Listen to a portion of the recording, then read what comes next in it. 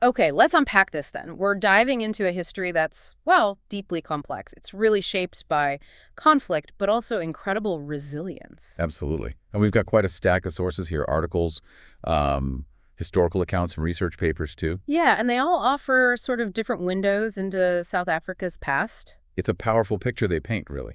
A narrative woven from, diverse threads.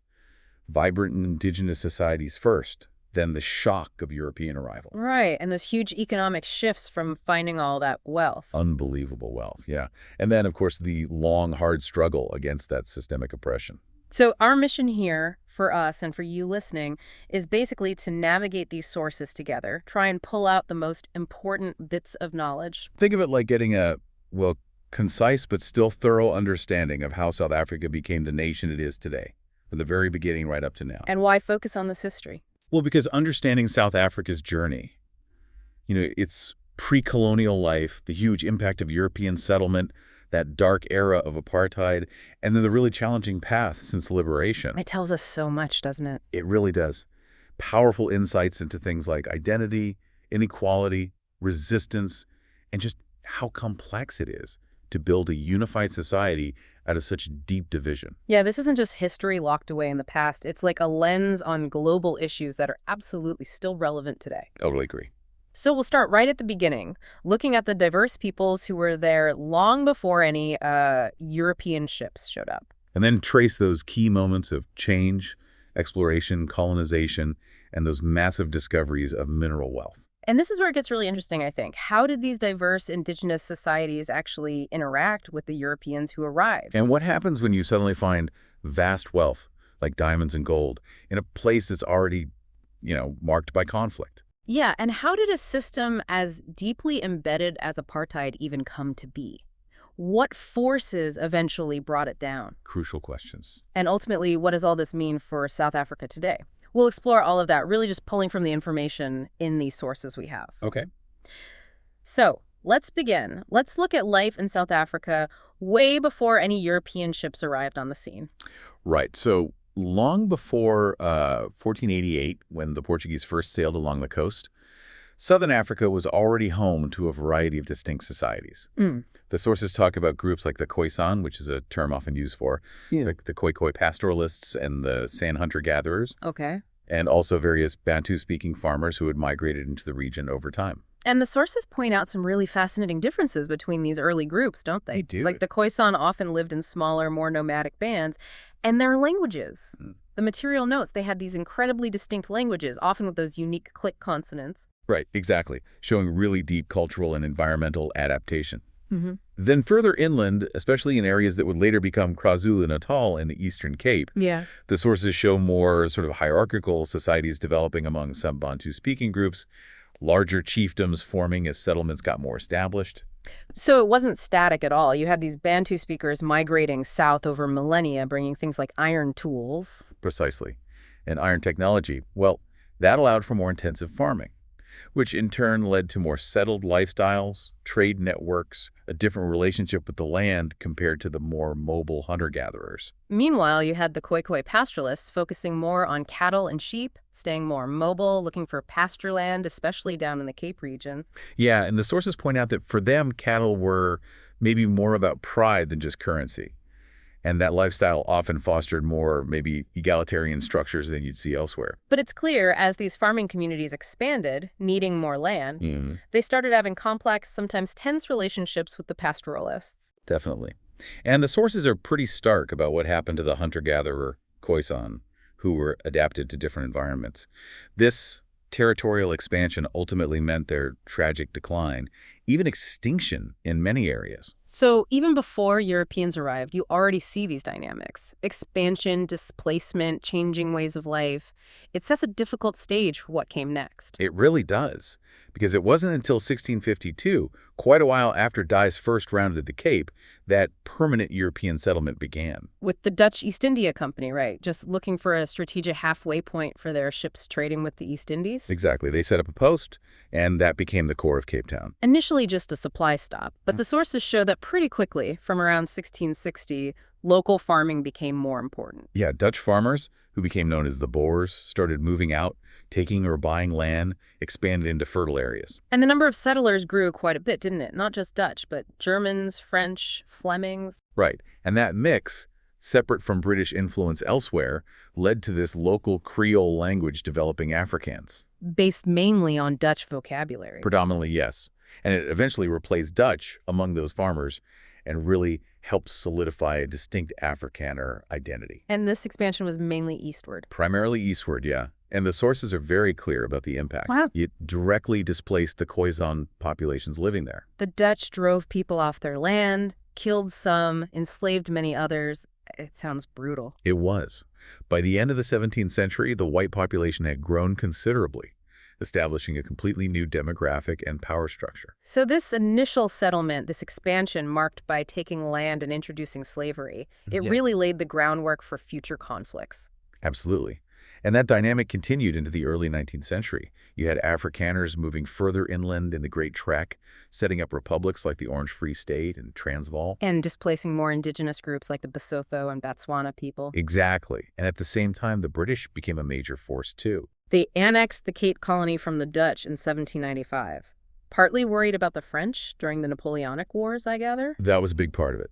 Then, after a brief Dutch return, the British took permanent control in 1806. But British rule wasn't always accepted smoothly, especially by the Afrikaners. No, not at all. And an interesting point the sources make is that when the British abolished slavery across their empire in 1833, that was actually one factor that fueled dissatisfaction among some Afrikaners and pushed them towards that Great Trek, away from British control so they could maintain different labor systems. So you've got these competing colonial powers, expanding settler groups, all interacting with and pushing out indigenous populations, and then boom, the economy changes completely. Dramatically. Latter half of the 19th century, two massive discoveries just revolutionized everything.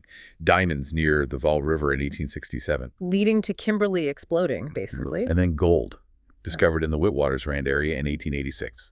And these weren't small finds. The sources describe them as just monumental. Drew in huge wealth, speculators, laborers from all over the world. Kimberley went from tents to a town almost overnight. Johannesburg just sprang up as this instant metropolis on the goldfields. Sounds like a classic gold rush town, fortunes being made. Yeah, but the sources really emphasize who didn't benefit. The indigenous people. Exactly. Their lands became the centers for wealth extraction, controlled by either the Boer republics or the British. Local populations were pushed out or pulled into really exploitative labor systems. This seems like a critical turning point described in the material. Gold and diamonds didn't just make individuals rich. They fundamentally changed the colonial economy, tying South Africa deeply into the world economy. Right. Industrialization took off, but it was, as one source really starkly puts it, colonialism without development for the indigenous population. Colonialism without development.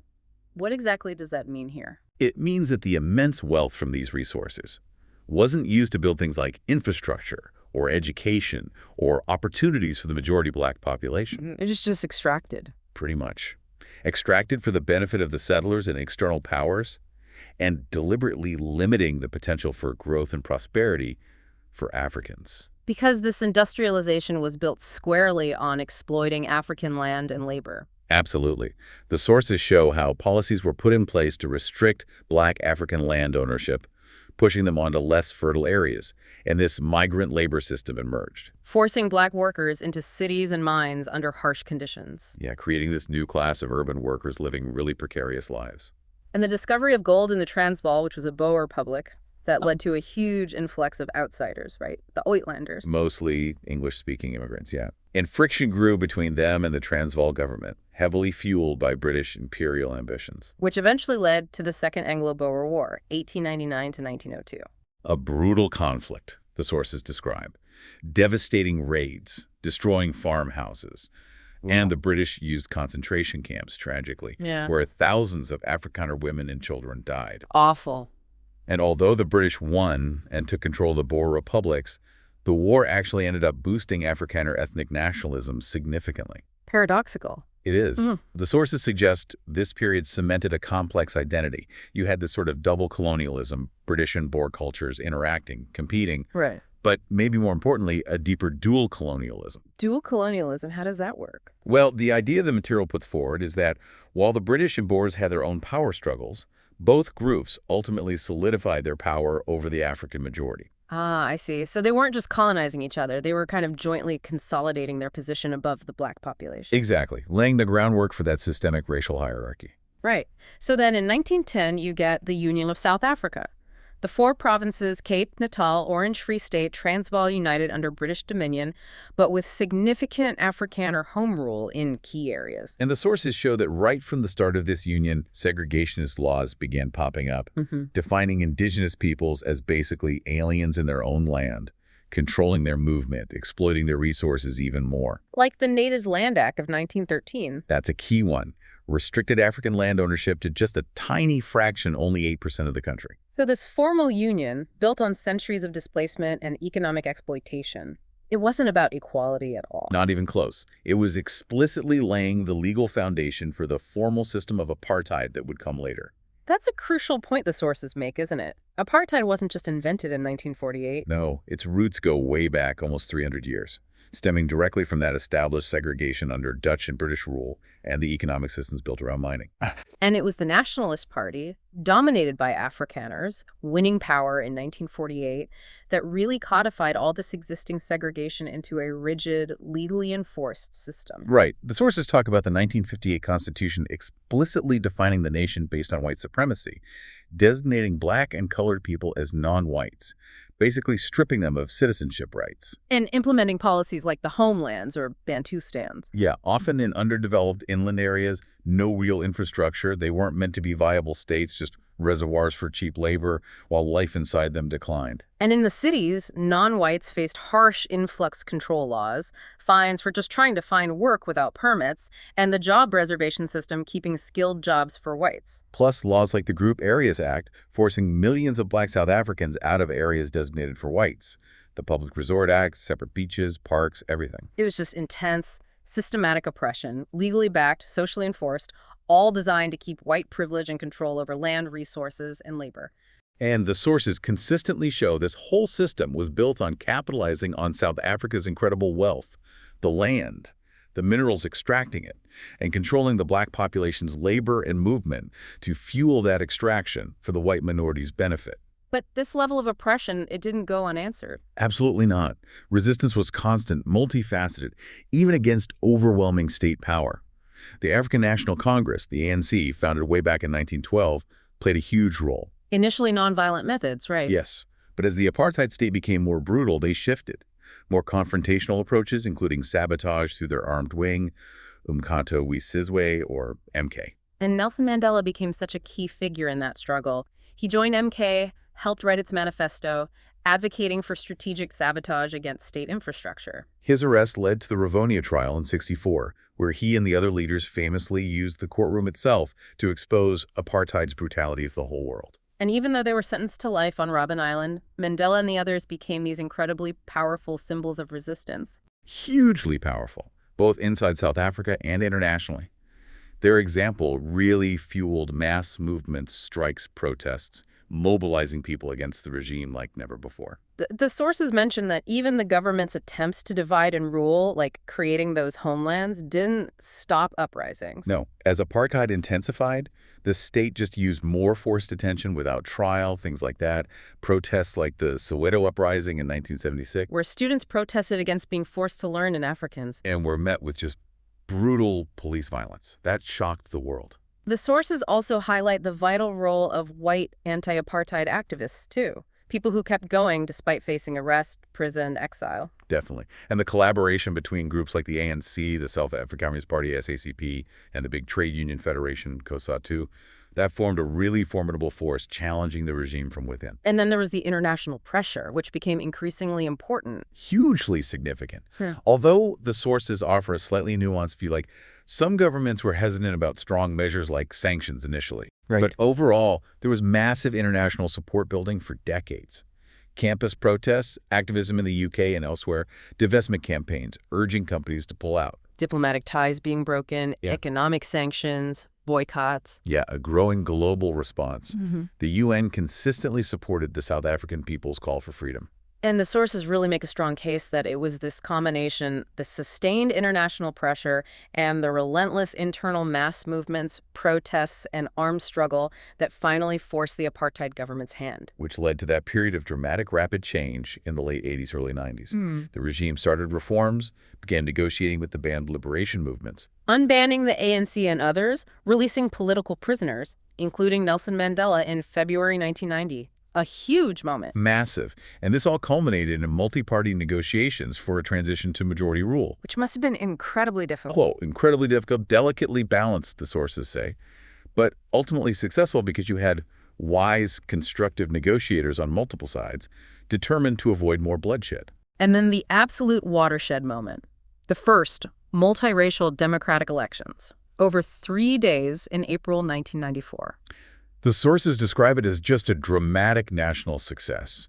Millions voting for the very first time, incredibly high turnout, and remarkably little major violence despite all the fears beforehand. That feeling of euphoria, of finally achieving nationhood and democracy after centuries of struggle, must have been immense. Unbelievable. And then May 10th, 1994, Nelson Mandela inaugurated as South Africa's first democratically elected president. Marking the formal end of legal apartheid and, for millions, the start of a new era of hope. The transition itself was truly remarkable.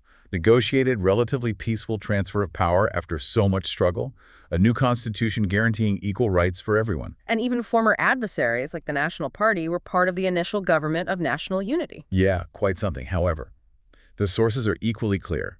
Achieving political freedom didn't just magically wipe away the deep-seated challenges left by centuries of oppression and those deliberate economic policies favoring whites. No, the new government inherited an economy, a society, just deeply burdened by that legacy, especially the deliberate denial of education, skills, land, business opportunities for the Black majority. So poverty, unemployment, inequality, they remain widespread, as the sources detail. And they also point to ongoing issues with crime, corruption, political scandals, a struggling education system, all challenges facing the democracy. It becomes clear that while the old state structures were dismantled, democratic institutions set up, the fundamental economic and social divides built over centuries, they persist. The sources describe South Africa today as still grappling with division, race, nationality, gender, class, not really a common shared experience of the country yet. And the economy continues to face challenges.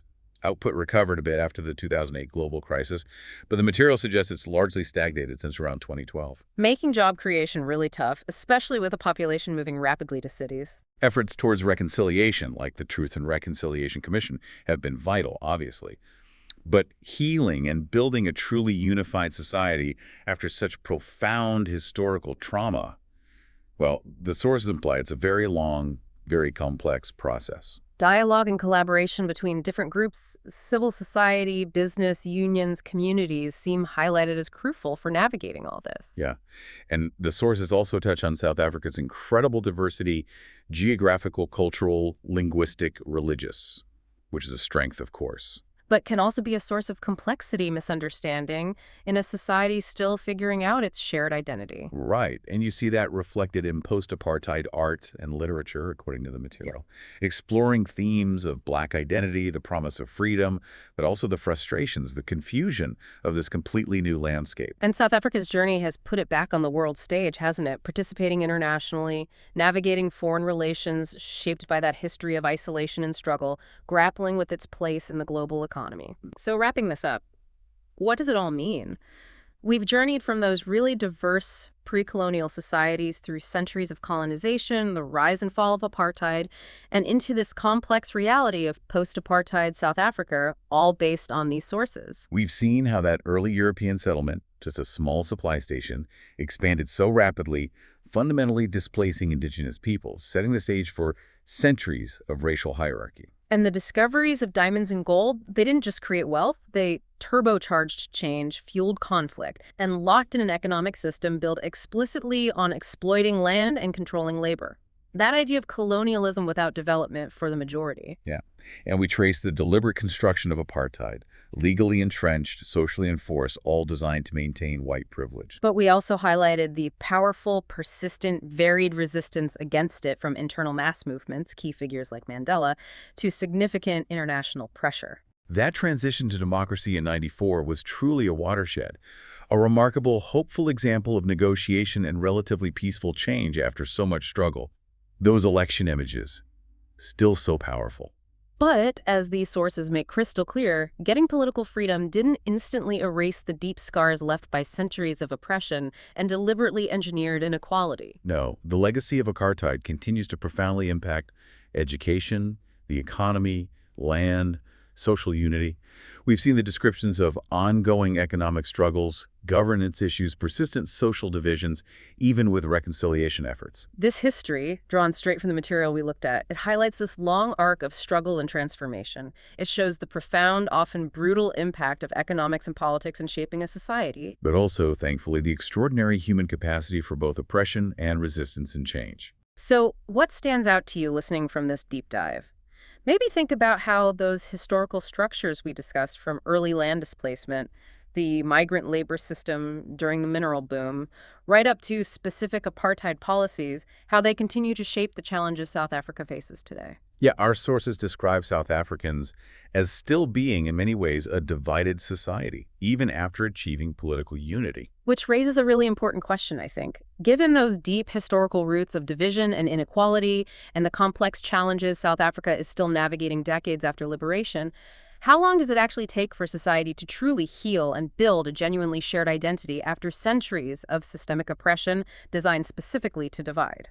It's definitely something to keep mulling over.